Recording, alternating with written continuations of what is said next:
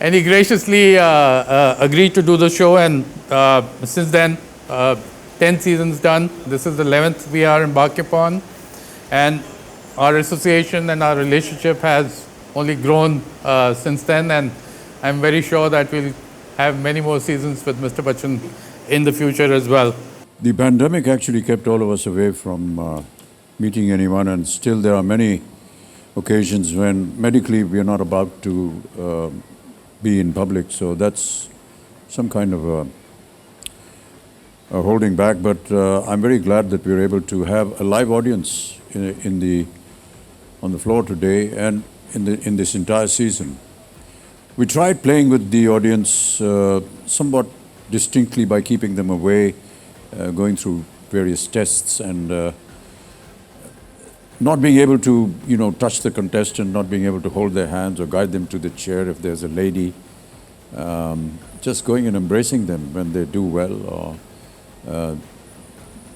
That was kept away, and that kind of a distance, that physical distancing was somewhere not the very same as we have now. But it's wonderful to have that atmosphere once again and to be able to feel a bit normal in that sense. So I'm very glad that I'm here, and some of the restrictions that we had earlier on have now been removed and we are closer to the audience.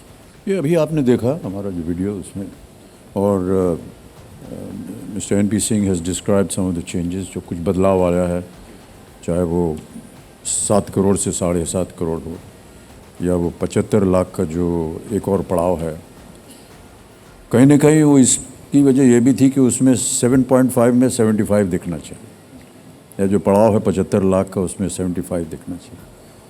तो एक ये बहुत ही subtle indication कि हम लोग अपना 75 आज़ादी का महापर्व मना रहे हैं, इस तरह की कुछ चीज़ें उसमें आ गई। कंटेस्टेंट्स ही इस शो की महिमा है। जब वो अच्छे होते हैं, जब वो सही खेलते हैं, उनकी कहानियाँ जो हैं हमको सुनने में आती हैं और किन कठिनाइयों से वो गुज़रते हैं या क्या क्या उन्होंने अपना योगदान दिया है देश के प्रति, उन सब को सुन करके हम सब बहुत प्रभावित होते हैं।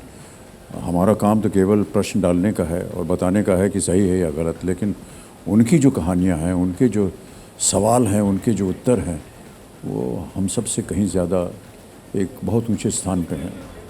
और अलग अलग वर्ग के लोग अलग अलग जगहों से आते हैं, सबका कहीं ना कहीं एक योगदान रहा है देश के प्रति, और उसे जान करके और इस माध्यम से, केबीसी के माध्यम से इसका प्रचार हो देश भर में, ये सबसे बड़ी बात होती है। बहुत से लोग ऐसे हैं जो कि शायद पहली बार यहाँ आ रहे हैं और उनकी जो कहानियाँ हैं, उनका जो योगदान रहा है वो अद्भुत रहा है। अभी आपने देखा हमारे वीडियो में जो एक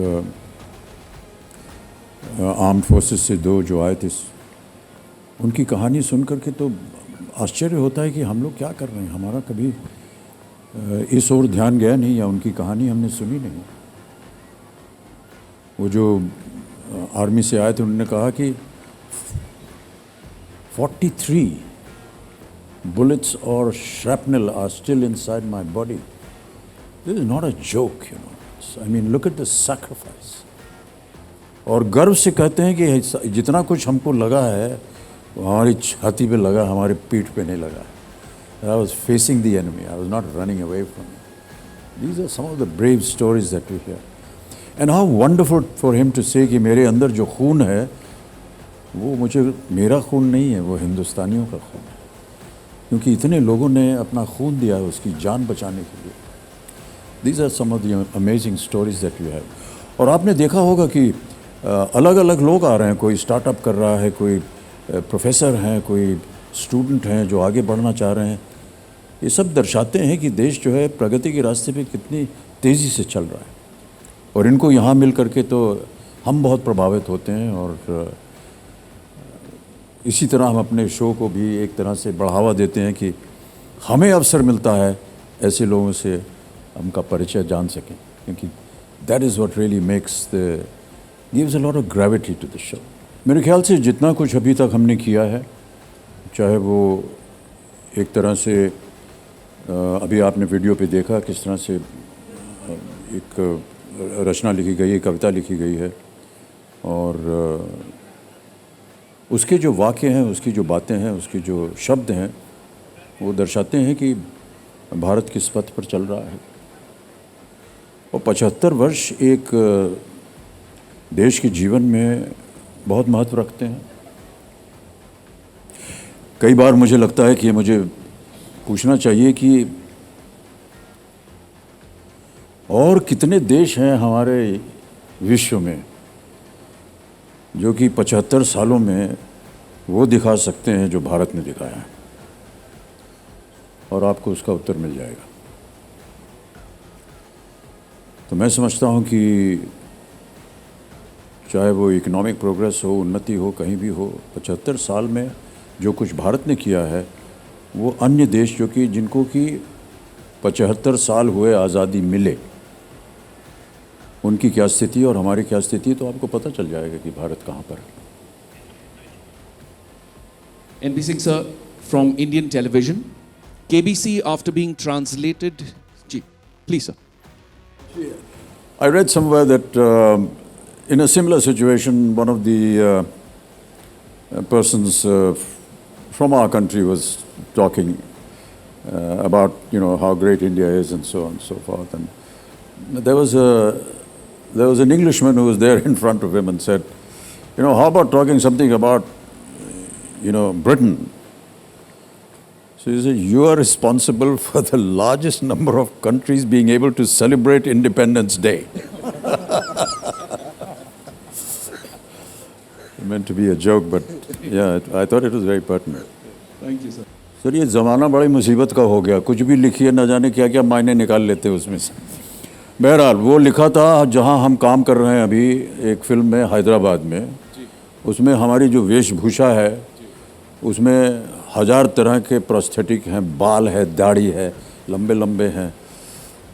वो कह रहा था मैं कि हर बार मैं तय करता हूँ कि यार ये जो अगली पिक्चर, इसमें अगर दाढ़ी होगी तो मैं काम नहीं करूँगा, और हर बार वापस वही पिक्चर आ जाती है, उसमें काम करना। तो उसका वर्णन है, ये केबीसी के बारे में नहीं है। लेकिन सर केबीसी पे आप व्हाट ब्रिंग्स यू बैक, आप क्या है जो आप वापस आकर हॉट सीट पे आप? हमारी जो जनता है, जो यहाँ अभी प्रेस बैठा हुआ है, यहाँ बैठी रहती है, और हम जब आते हैं तो जिस तरह से वो स्वागत करते हैं, जिस तरह से वो कंटेस्टेंट को उत्साह भराते हैं उनका, वही चीज़ें हैं जो बार बार हमको लाती रहती हैं।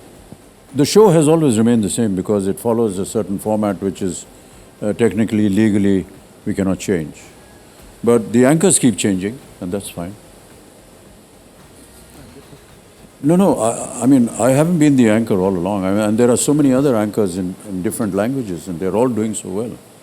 भरपूर इन्फॉर्मेशन आजकल मिल जाता है एक बटन दबाने से, और हो सकता है कि जो आपको सुनाया जा रहा है या जो आप पढ़ रहे हैं उसको थोड़ा सा टटोल लें, क्योंकि हो सकता है कि वो सही ना हो, गलत भी हो।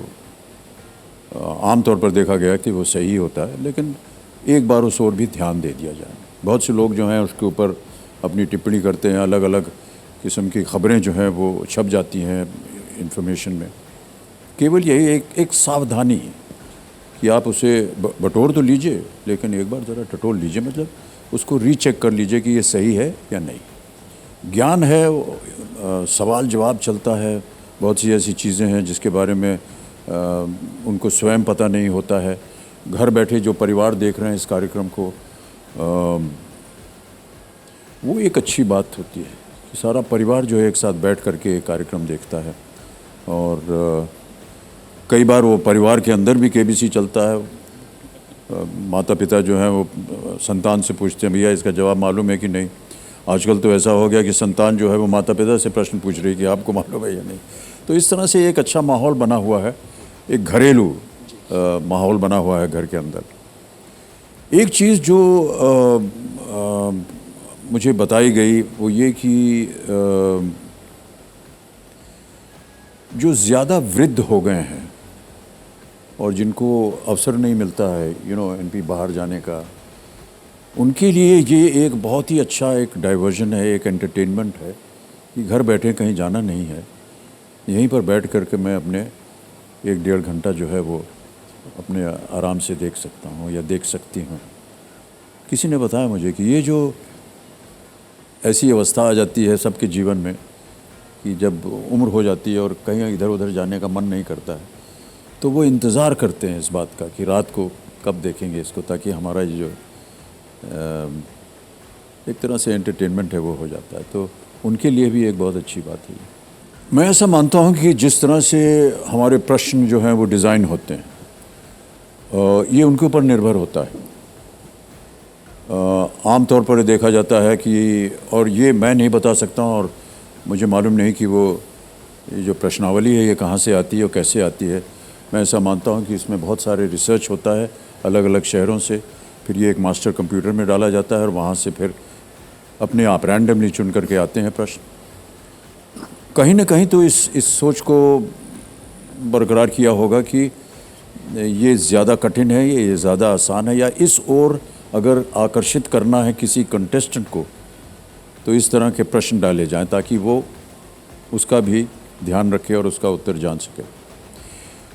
इसी तरह मैं समझता हूँ कि अगर नौजवान पीढ़ी है, ये जो नई पीढ़ी है आज की, उसको आकर्षित करने के लिए कुछ ऐसे प्रश्न को डालना होगा जिनसे कि उनको भी लगे कि हाँ, मैं यहाँ आकर के न तो केवल अपने ज्ञान की बात करना चाहता हूँ या ये बताना चाहता हूँ कि मैंने ये स्टार्टअप किया या मैं आजकल ये कर रहा हूँ, बल्कि साथ साथ मैं बताना चाहता हूँ कि आपका ये प्रश्न कठिन था लेकिन मेरे पास उसका उत्तर है।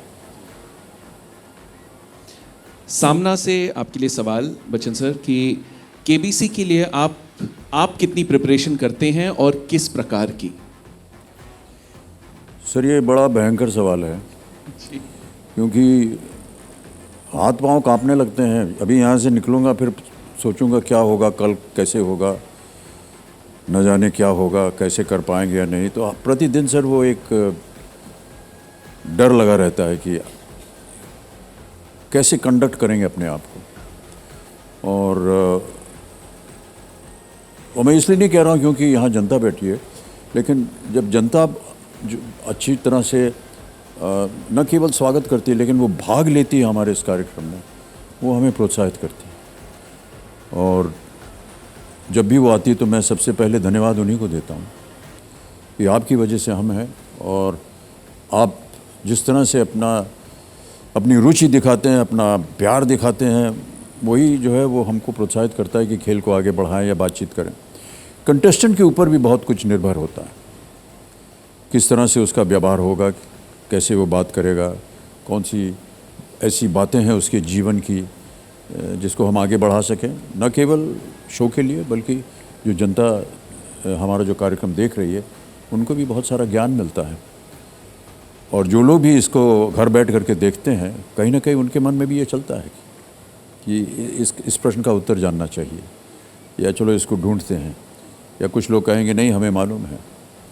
तो it's like a combined effort by everyone coming together. It's just brings people together towards a common cause. And I just feel it's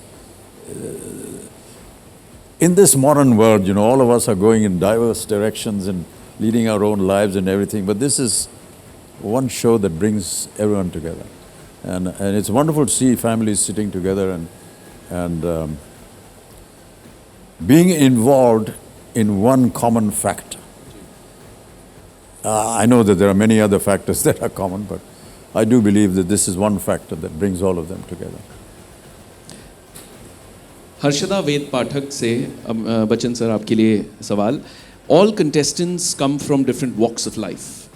Have you ever felt that you could relate to them in any way? Each one of them. Yeah, each one of them we relate to. Because the moment they start describing their life, where they come from, you find that there are, in every contestant, there is an element that you have been through in your life as well. Many people seem to think that, you know, I'm just saying this for the effect, but we all came from very humble beginnings, and when a contestant talks about his humble beginnings and what he has gone through to be able to reach this very important chair which can change his life, you actually begin to believe that if it can happen to him, it happened to you as well, but the only difference is that within the course of an hour, this gentleman or this lady is going to get up from here and her life has changed. And that's the greatest satisfaction for me particularly, I'm sure that for the channel as well. And all those involved in this wonderful show are able to appreciate. Every time a contestant gets up and does well, and we go for a break or the end of the show happens, and the entire crew just comes around. You know, they're all standing here right now trying to hide behind the wall, but they all come around and they're so excited. And they talk and they say, look how well he did, and he was so good, and look at the way he conducted himself. And it's very fulfilling. It's wonderful to hear this. And they really are the real heroes and the heroines and the leading forces that go along with this show. It's wonderful to know that, yes. I just want you to know that there's a tremendous backup crew and a team that is involved in this show of over 400 people. And you never get to see their faces, you never get to talk to them, but if it was not for them, this show would never have happened.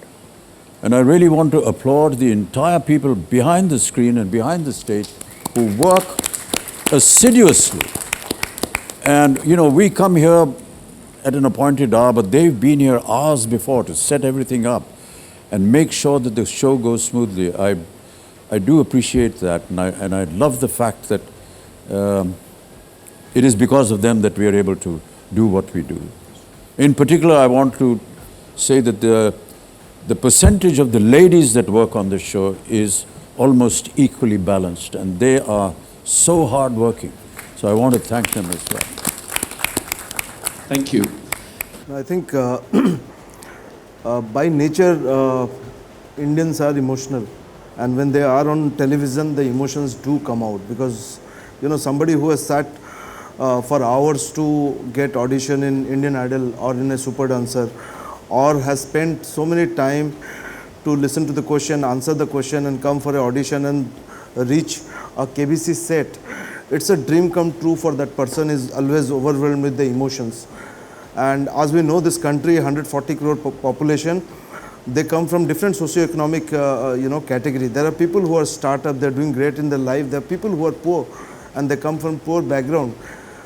We don't actually design, we design the process in which they are audition and come to KBC or any other show, but we don't select them on virtue of their emotional story or otherwise. I personally believe if you don't have emotion, you will not come all the way.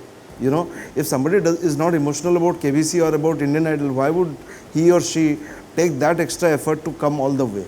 So that emotion comes, they come with lot of emotion, and sometimes when any person who comes and in a KBC set, in front of him or her there is Mr. Bachchan, it is very natural that person will get slightly overwhelmed and emotional about the situation. So I think it has very little to do with our desire, it is how the reality is.